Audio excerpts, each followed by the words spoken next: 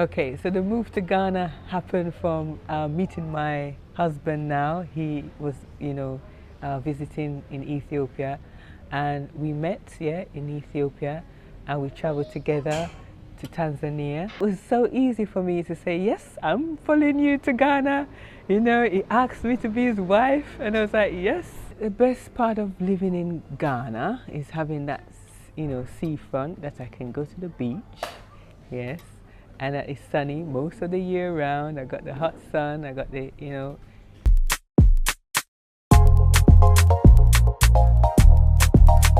My name is Zila Africa, and I am a dance and fitness instructor. Yes, I was born in Jamaica. I grew up in the UK, London, and I've been living in Africa now for 12 years. Yeah, so growing up in Jamaica, it was a very happy, joyful time, upbringing as a child. I have 3 siblings, yes, 2 sisters and a brother that I grew up with in Jamaica. And, actually moving to the UK, to London, when I was 7, I thought when I arrived in the airport and we went out, it was in the night, but it felt like, oh, this is air conditioner out. I was like, this is so cold. It was the coldest winter, and first experience of cold weather, as a child was quite exciting for me. But yeah, then over the years, it wasn't so good. Okay, so from the age of 13, our family actually came on holiday to Ghana. I was 13, I remember. That was my first experience of being in a hot country since I left Jamaica. And so for me, it just was reminiscent of Jamaica. I felt free, the heat and the food and everything was just like, wow, this is, just like a bigger version of Jamaica. And, our mom and dad talked to us and said, this is somewhere that we want to be moving to Africa, and this idea of moving to Ghana, and they'd made up their minds that that's somewhere that they wanted us to live as a family. And yeah, just being free to walk in the streets and have friendly people, and yeah, for me it was just a nice experience to be back in that hot sunshine and eating up the food that I was used to from Jamaica, and yeah, feeling like, yeah, this could work. It was the year 2009 that I moved to Ethiopia, Addis Ababa. Now that was the time where in Ethiopia they have Ethiopian Millennium. They're 8 years behind. Yes, so they're using the Julian calendar. That's right. Yes, so I did a performance in Addis Ababa, and it was a dance solo, yes, for the celebration. And at that point, I was really searching to see what my next move would be in terms of my career as a dancer. And I knew that I wanted to, be somewhere on the continent.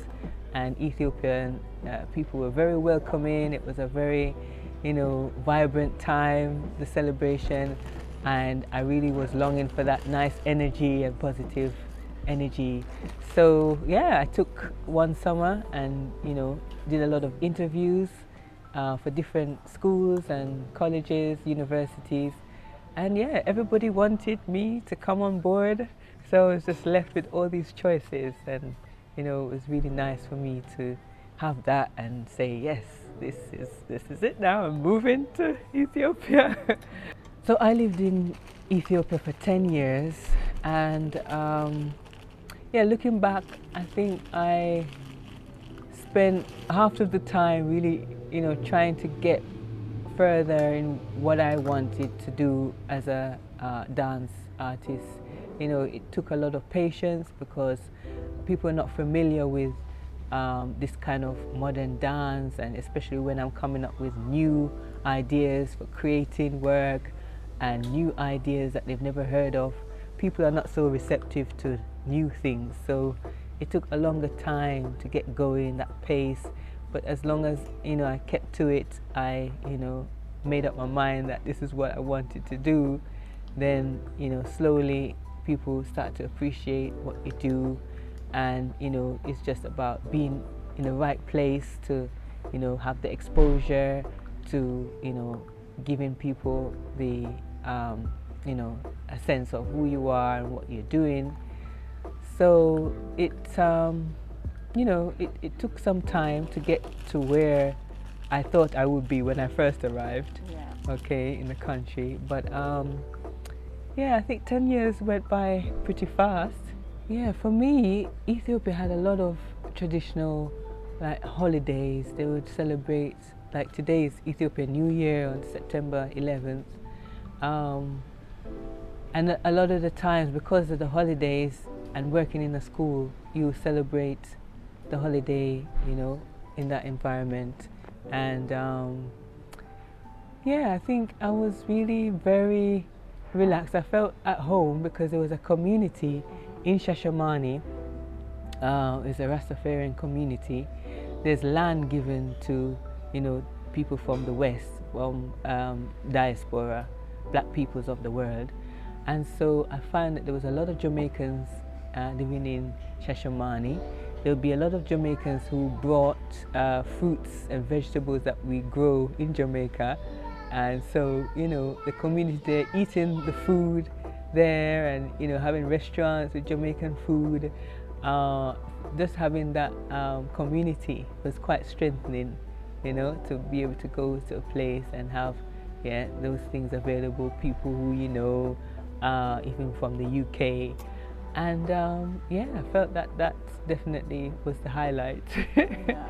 Okay, so the move to Ghana happened from meeting my husband now. He was, visiting in Ethiopia, and we met, in Ethiopia, and we traveled together to Tanzania. And it was a point where, just before the lockdown, 2009, where there were some struggles also. Oh yeah, sorry. There was the point before the lockdown in 2019. They had their own lockdown before even the 2019 lockdown. So it was at a point where I was really trying to decide, what am I going to do? Am I going to stay in Ethiopia? How am I going to continue to struggle? Because things were getting more difficult. It was reaching that point where I was advancing, and then it had to go backwards because of what was happening in the country. So yeah, it was so easy for me to say, yes, I'm following you to Ghana. He asked me to be his wife, and I was like, yes, why not? Come to Ghana and live together.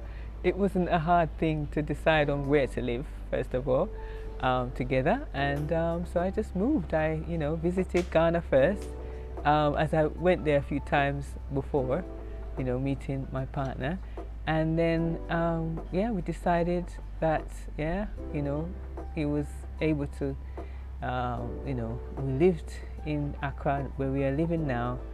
And at the time I wasn't looking to start working like I did in schools and teaching, and just at the time where we were under the lockdown, and needed to take a break. And things were just about getting used to being in the country, living together, and taking it easy, as I so I had my daughter here in Ghana. So I had my daughter in a private hospital in Accra, and it was the best birth. It was the right timing of my life. I just felt really happy to finally met somebody we really meant for each other. So I just felt, wow, I never saw it coming. I just thought, wow, this just happened so fast, but it happened at the right time where I didn't know, felt kind of stuck. So my experience in Ghana was pretty much very, very, very nice, because I had a very relaxing time. Yes, I was pregnant with my daughter, who's here now, and I had the best pregnancy, just relaxing, eating good, going places where I love to go. When I first came, I also went to place where you meet a lot of expats, where they would meet on a monthly basis. This is something that I was like a member of in Ethiopia, this expat community, and they have one in different countries, like wherever you go, into nations. And so, yeah, I thought, well, why not join up with this community here? Yeah, I mean, there wasn't much events going on, but I felt like there's a lot of diasporans here in Ghana, in Accra. There's a lot of Jamaican, Caribbean, associations.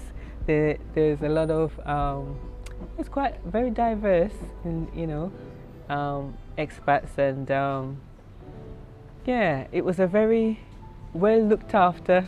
I was, very well looked after. Yes, so we're, very happy to have, settled in to life, without any, worries of, or any. Yeah, the best part of living in Ghana is having that, seafront, that I can go to the beach, yes, and that it's sunny most of the year round. I got the hot sun, I got the, and that's the thing with, I was living in Ethiopia where we're high altitude, above sea level, and there's days where it's really cold. You have to be wrapping up with lots of blankets and socks, and that having that different weather. Where in Ghana, you get the experience of cool weather, but it's always tropical. The heat, it just makes you sweat. You glow. You have a natural glow. You have got this sun radiance on you, and it does really energize you. It makes me feel, energized. So I'm really happy for that. And the food, yes, the people are friendly too, and they actually, the people in Ghana, they show their care. And if something, like you say, something happens that you're looking for something, or something, people will reach out to you. They pick up on it. What's wrong? Or they say, they try to help you, and they really feel the way they talk. Yeah, Ghanaians, they have this kind of empathize, with you. So it's nice. Yeah. I visited Buzia. I really loved the sea there. Yeah, it was nice and clean and nice to swim in, nice and calm and relaxed place. I still would like to go to Kumasi. Yes, that's one of the places that I first heard of when we talk about Ghana. And also because from my mom's family line, we traced our roots back to the Ashanti Kingdom. So I have some roots there in Ghana. Yeah, I think, right, if you're moving to Ghana, if you're relocating to Ghana, and it also, I think it depends where you're moving from, because here in Ghana, the infrastructure for doing things and going places, everything's set up ready for you. Yeah, it's just the money. You have to really, not like me when I first came here. I was just spending and going to places because I'm discovering places for the first time, and not really thinking about the money or comparing it to my last country, living in Ethiopia. So I would say just get a sense of having a budget as well, because that's going to really help you, even though you're excited, and the excitement of being in a new country just makes you want to go everywhere and do a lot of things and exploring. But I'm finding now that I was like, wow, I wish somebody had told me when I first came here that I could have been shopping down the street or another place, for the same goods or whatever I needed, to save on money in some ways that you can, because you will need it for other things that you want to enjoy more, like traveling to different parts of the country, and those things. So yeah, I would say still try to get some advice, get somebody who can guide you, to places, different places that, you can compare different things that you want to do. Okay. Finally, what local